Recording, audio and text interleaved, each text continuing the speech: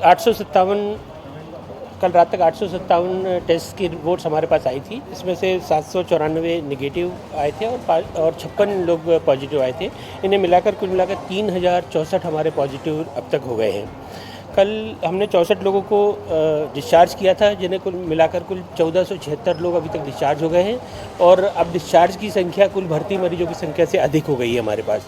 पूर्व में भी ऐसा हमारे पास हो चुका है और कल भी जैसा मैंने आपसे कहा था कि अब धीरे धीरे हमारे डिस्चार्जों की संख्या बढ़ती जाएगी, क्योंकि अब जो हमारे पास पेशेंट आ रहे हैं ये हमें समय से मिल रहे हैं और ये हमारे सर्वे जो प्रशासन ने प्रचार किया है, सर्वे किया है हमारे कार्यकर्ताओं ने और बाकी टीमों ने, इससे सारी और ILI के जो केसेस हैं, जिन्हें जो भी लक्षण होते हैं, ये समय से हमारे पास आ जाते हैं तो उनका इलाज करना आसान हो जाता है।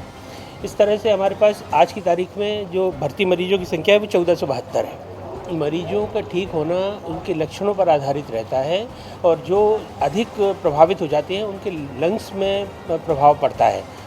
और अधिकांश मरीज, जैसा कि पूर्व के कई बार मैं आपको बता चुका हूँ कि कई अन्य बीमारियों से यानी कि कोमॉर्बिड कंडीशंस से भी पीड़ित रहते हैं।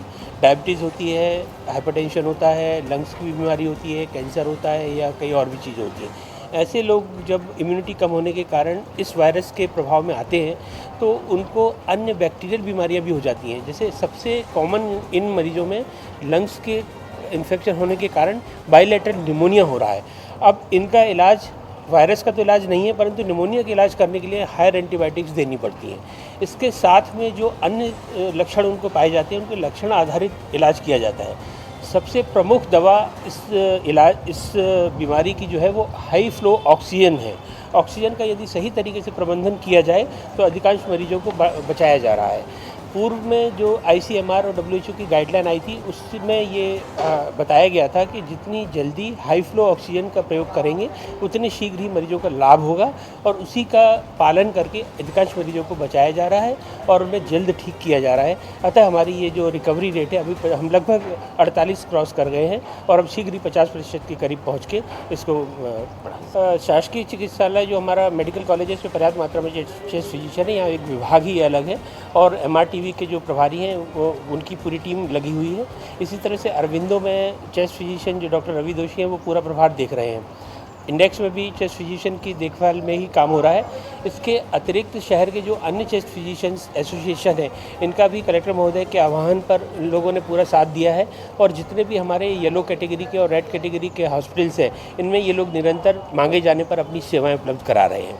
अतः यह भाग हमारा जो कहा जाए चेस्ट फिजिशियन का, ये IMA और चेस्ट फिजिशियन की एसोसिएशन की मदद से हमारा बराबर चल रहा है। निश्चित तौर पे थोड़ा फ़र्क पड़ा था हमारी सामान्य सुविधाओं पर, क्योंकि सभी लोगों को इस कार्य में लगा दिया गया था। परंतु आज से जो फीवर क्लिनिक वाला कॉन्सेप्ट चालू हुआ है इंदौर में, बाकी जगह भी चालू हुआ है, आज से इंदौर में प्रारंभ कर दिया है। 19 स्थानों पर 19 जोन में, प्रत्येक जोन में एक जगह फीवर क्लिनिक खोला गया है और यहाँ पर स्क्रीनिंग की जाएगी। यहाँ सबसे पहले जैसे ही मरीज आएगा उसका ट्राइजिंग की जाएगी। यदि वह सर्दी खांसी जुकाम से पीड़ित है तो उसे फीवर क्लिनिक के स्थान पर भेज दिया जाएगा। सामान्य मरीजों को वहाँ के अन्य डॉक्टर देखेंगे। इस तरह से सामान्य मरीजों को भी लाभ मिलेगा और जो सर्दी खांसी या सारी ILI के मरीज हैं उनको अन्यत्र स्थान उसी फीवर क्लिनिक के अन्य भाग में भेज दिया जाएगा, जहाँ उनकी स्क्रीनिंग की जाएगी। यदि उनको लक्षण पाए जाते हैं या आवश्यकता अनुसार उनके सैंपलिंग के लिए उनको किसी चिन्हित अस्पताल में भेज दिया जाएगा। इस तरह से उस क्षेत्र के जो भी सामान्य मरीज हैं उन्हें भी सुविधाएं मिल जाएंगी। इसके दूसरे चरण में हम जो सामान्य हमारे मरीज हैं उनको सुविधाएं देने के लिए जो बचे हुए हमारे UPSC सिविल डिस्पेंसरी और संजीवनी केंद्र हैं, शीघ्र ही उन्हें भी खोला जा रहा है।